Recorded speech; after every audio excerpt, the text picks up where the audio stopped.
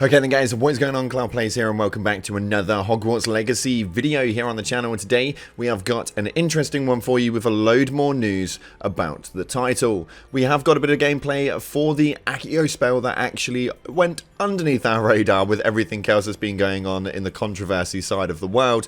But this is amazing. We've got so much more talk about things such as the main storyline and subplots. We've also got some talk on the third gameplay confirmation. And we're also going to be talking about the pre-order numbers here in today's video. If you haven't already, smash that beautiful blue thumbs up and subscribe with post notifications turned on. It'd be greatly appreciated. Also, to let you guys know, we are doing a giveaway at 50,000 subscribers for an Xbox Series S and a game of your choice. And if you want to get involved with that, all you have to do is go down to the description, drop a follow on over my Instagram or my Twitter, and then leave a comment on this video in the comment section of your username and the platform that you followed me on. With that being said, let's dive on into today's video. So right here we have got the clip that they posted up just a matter of days ago now on January 9th with the Accio spell. And the Accio spell is almost like a maneuvering spell. You'll be able to use this in numerous ways, a lot like we have been with the Incendio spell. We took a look at that. If you haven't seen that video, I'll leave an annotation in the top right now. But with this one we are able to maneuver ourselves by grabbing hold of items, grabbing hold of enemies, and moving ourselves on platforms as such.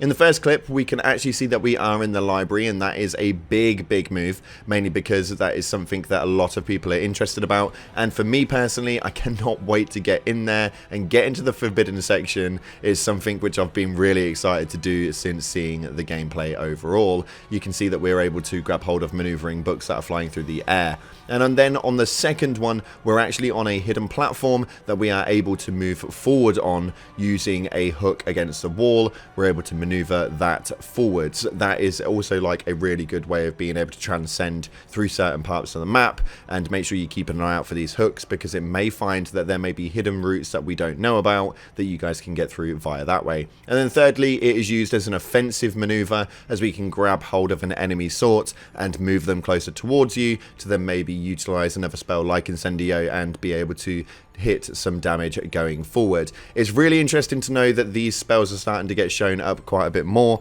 and I'm really interested to see how many more of these they're going to showcase. With the game being only a month away, I'm guaranteeing we've got at least 5 or 6 more spells that we're going to get insight on via the Twitter page. I'll leave a link down in the description if you guys want to make sure you get those post notifications set up so you cannot miss anything else from the world of wizardry. Next up, we're going to be talking about the storyline. So it's actually really interesting. After looking at the Hogwarts FAQ page, we've taken a look into what it is that's going on. So obviously we've seen a lot with regards to the Goblin Rebellion, and we were led to believe that almost it was going to be the main storyline. It's actually been confirmed on the FAQ page that this is only a subplot and not the main story like we thought.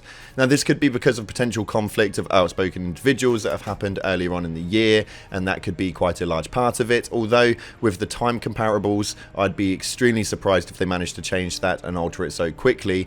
But this is something that we could be taking in. This is also could have been a very good way to take the spotlight off of the really good stuff, which they will show us come the actual main storyline in the launch, which would be a really good tactic, mainly because it still gives us something to be excited about. It gives us cool combat shots, cool concepts of conflict, and it gave us enough just to keep on guessing. So as an overall, the Goblin Rebellion is going to be a subplot more than anything, and I think that's really a good way of advertising it. And with the marketing schemes going through the roof over the next few weeks, we should be expecting to see some of the stuff closer towards the main storyline as we go along. Now moving in to the third gameplay confirmation. Hopefully we should be seeing the third gameplay confirmation coming over the next week or so. The marketing campaign being what it is, with the game being less than a month away, it's going to get super heavy now, and I'd be surprised if we weren't bombarded with new clips, news, gameplay videos, announcements, such as yesterday we were actually given the announcements for the voice actors inside of the game. And again, if you haven't seen that video, I'll leave an annotation in the top right corner right now so you guys can go and check that out. We've got some really big names inside of this game that are just making this all the more tantalizing and all the more tempting to dive on in and have some fun with it. But as far as a third gameplay confirmation, I would expect to see it in the next maybe 2 weeks, giving up to the final week or two before the game actually drops on February 10th, or the early access to that on February 7th if you pre-order. Now while we're talking about pre-orders, the pre-order pre-order numbers are absolutely absurd. Not only was it sat at the top spot inside of Steam before even being released above Modern Warfare and all of those big titles that we all know and love, but industry standards have also speculated that console pre-order numbers are absolutely insane. And given that these are on point, Hogwarts Legacy should be the best sold game of the year by an absolute stupid amount, which is absolutely insane considering we're still in January. And it's a very big speculation and a very big statement, but given the main attention behind this game, it actually would not surprise me looking at the titles that are due to release later on in the year. There doesn't seem to be anything that's really so big that I reckon that it could even come against this game, given it has a good launch. But that is quite crucial to the factor. As long as Hogwarts Legacy does have a good launch and it doesn't get hate raided and bombarded by cancel culture the way it has been over the last year or so, this game should actually do really well at launch. And given that everything is smooth, there is very little or minimal bugs and crashes,